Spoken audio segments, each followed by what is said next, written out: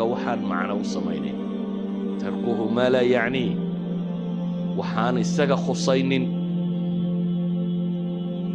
waxaan ku khusaynin waxna ku taraynin maanta dhaa haddaad ka warranto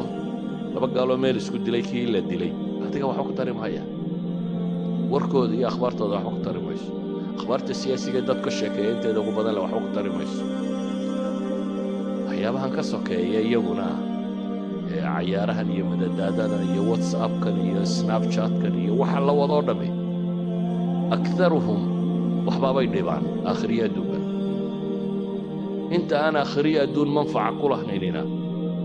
aan wax dhibinina waa inaan adduun iyo aakhiratoona manfac ku lahayn marka wixii aan manfac ku jirin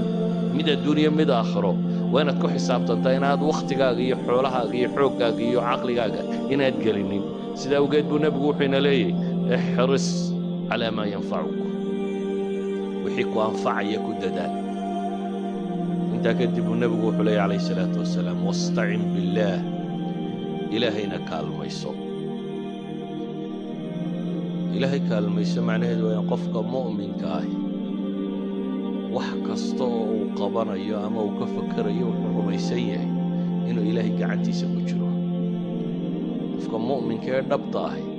guruur kuma dhaco iyo cujub isla weyni iyo anaa caqli badan iyo anaa karti badan iyo kaama rumaysana qofka muslimkii wuxuu rumaysan yahay ilaahay inuu mar kasta u baahan yahay mar kastaba inuu ilaahay u baahan yahay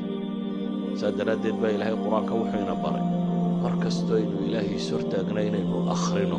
iyaaka nacbudu wa iyaaka nastaciin ilaahu adaanu ku caabudaynaa keligaa baanu kaa kaalmo dalbayna qofka muslimka ahi mar kasta baahidiisa waa qof ilaahay u bandhiga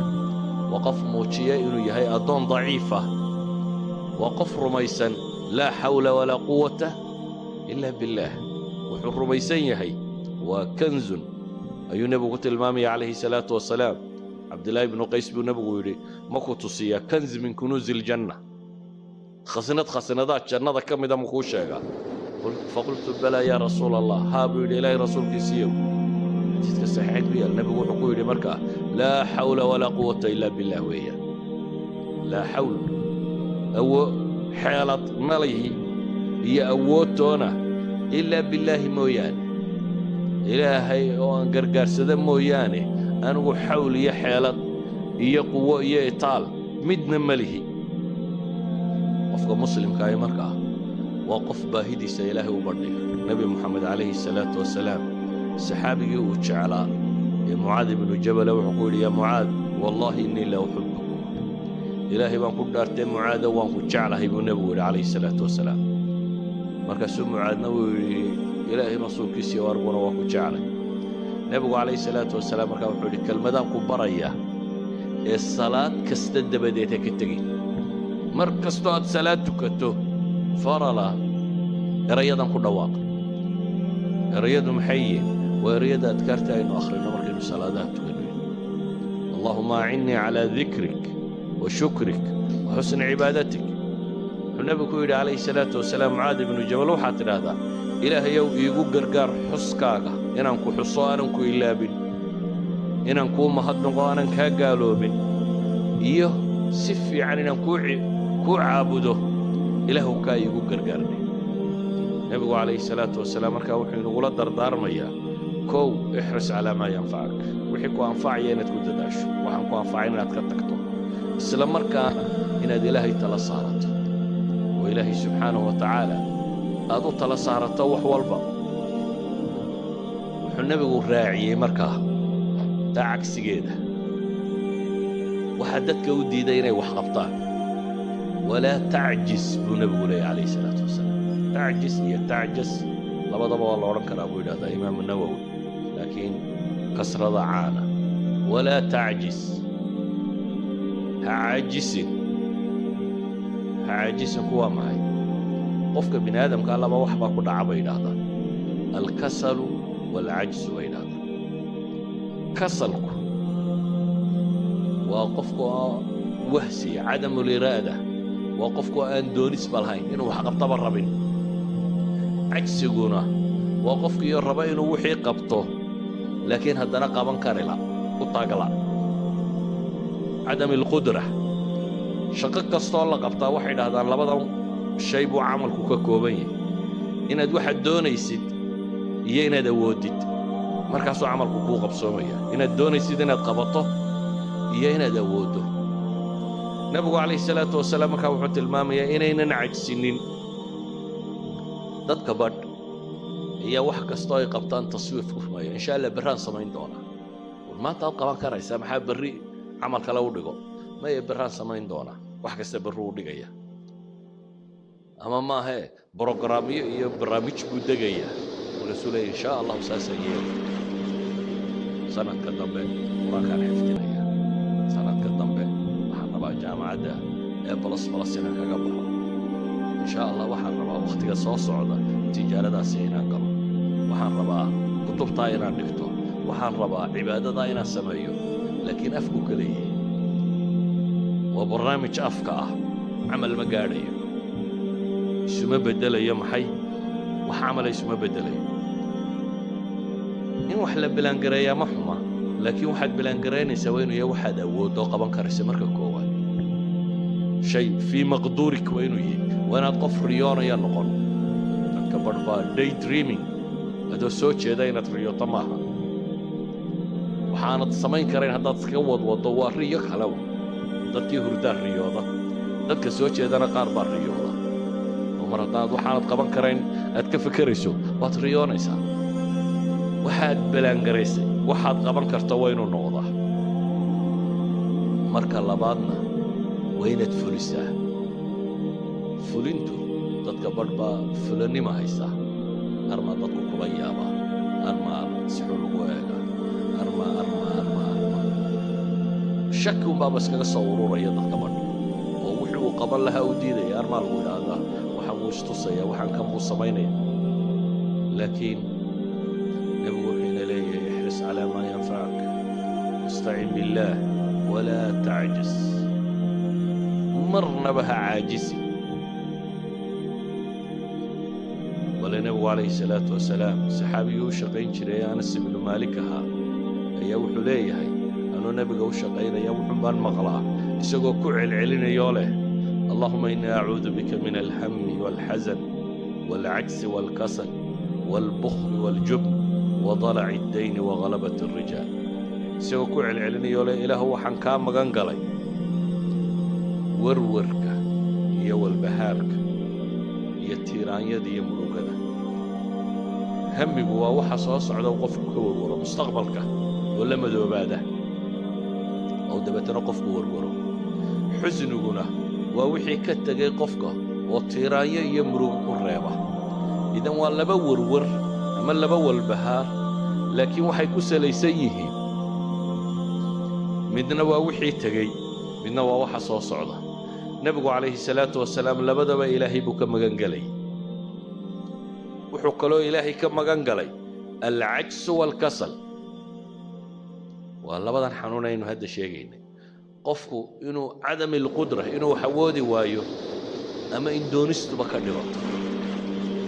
دونست بين كرنيوت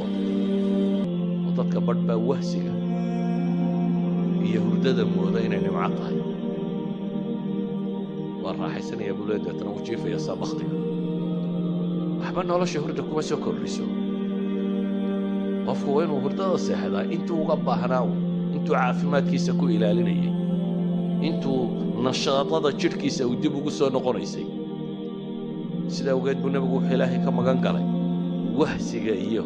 wax taryarida wuxuu kaloo Ilaahay ka magan galay bukhliga iyo jubniga waa baqaha waa qofku markuu wahsado wixii uu ka baqaya dabeetana si aad u sugayso walaal baraad qaban inaad u leedahay ayay iswada fuulaysaa hadhowna waxay gaaraysaa shaqadii waxaad qaban karin jubni bukhliguna waa wixii oo anfacaaga dadka gaadhaynin وضلع الدين وغلبة الرجال وحاول نبو شاقنا وحكا رتب ما الدين وكا حوق بضطه هي بني آدم وكا حوق بطه حديث كان وحاول تلماما يا مركز صاد وضومنه قف كمسلم كينو قف أكتفة قف نشيطة قف فرعون qof raba inuu wax qabto qof camal adduuniya mid aakhira midun ku foogan qof aan noloshiisu khasaare noqonin ama wakhtigiisu khasaare ahayn ayuu nebigu calayhi salaatu wasalaam tilmaamaya walidaalika nebigu wuxuu tilmaamayaa wakhtiyada qaarkood ayacjizu axadukum buu nebigu waar midkiin miyuu kari waayayaa an yaksiba kulla yawmin 1000 xasana maalin kasta inaad 1000 xasano shaqaysato miyaad awoodi kari waayeysa raggii meesha fadhiyey baa wuxuu yidhi kayfa yaksib axaduna 1000 xasana waa midkaaga suu 1000 xasano u shaqaysan karaa 1000 ajara u heli karaa qaala yusabbixu 100 tasbiixa fayuktab lahu 1000 xasana dee 100 goor baad subxaan allah odhanaysaa iyo waxa laguu qoraya subxaan allah intay kaa qaadanaysa 100 gooroo subxaan allah waa less than 1 minute ka warran hal daqiiqo oo noloshaada ka mid ah haddaad 1000 xasano shaqaysan karto saacaddii misaad shaqaysan karaysa waxa meesha taalla markaa nebigu wuxuu leeyahay qofkaasi subxaan allahi yidhaahda ee tasbiixda la yimaada 1000 xasanana waa loo qoraa aw yuxadu canhu 1000 khati'a ama 1000 dambaa laga dhigaa cagsigu dad buu gaadhay inay xataa awoodi kari waayeen inay ilaahay baryaan ilaahay baryadiisa xataa inay ka gaabsadaan si awgeed buu nebigu wuxuu leeyahay acjasu nnaasi man cajasa can idducaa acjasu nnaas man cajisa can idducaa dadka waxaa u caajisnimo badan dee ninka awoodi kari waaye ilaahay inuu baryo wa abkhalu nnaasi man bakhila bisalaam dadka waxaa kaloo u bakhaylsan buu nebigu leeyahy calayhi salaatu wasalaam qofka dadka kala bakhayla inuu ku yidhaahdo assalaamu calaykum assalaamu calaykum waa duco inaad dadka u ducaysad kala bakhaylaysa ayuha alaxiba waxaan leenahay cajsigu marar badan buu noqdaa jahliga marar badan buu sababta cajsiga keenta ay tahay aqoon darrada waayo subxaana allahi haddaanad ajarkeeda garanaynin waa aqoon darra ku haysataa aqoon darradu waxay keentaa qofku inuu waxba qaban waayo haddaad aragto qof aydhal ah jahlnima haysata walow uu xoog badanyey walow uu dakaagiisu intelligencekiisu uu sarreeyo walow uu caqli badan yahay mar haddaanad muntij ahayna wax soo saaraynin waxay idhaahdaan nolosha waxaa qiimaha ku sameeya ma aha inaad caqli badantay ee waxa weeyaan bay idhahdaan inaad hardware karta nolosha taasaa raad ku leh qof xoog wax u qabta inaad tahay garadka badane hadduu hurdo dhalo waxba tari maayo si kastoo aad daki u tahay haddaad qof laysiyatay qof aan firfircoonayn haddaad tahay garaad bandidna waxba kuu kordhin mayso si awgeed buu nebigu wuxuu tilmaamayaa amaba si aan aayadda qur'aana tilmaamo ilaahay subxaana wa tacaala wuxuu qur'aan ku tilmaamay qof dhan oo bini aadam ah oo intuu dembiilo noqday arday u noqday tuke qiyaas inaad tuke arday u noqotay tabardarradu halkay gaadhay saa daraaddeed baa ilaahay wuxuu leeyahy fabacatha allaahu ghuraaban yabxahu fi اlardi liyuriyahu kayfa yuwaari saw'ata akhiih qaala yaa waylataa acajaztu an akuuna midla hada alguraab fawaariya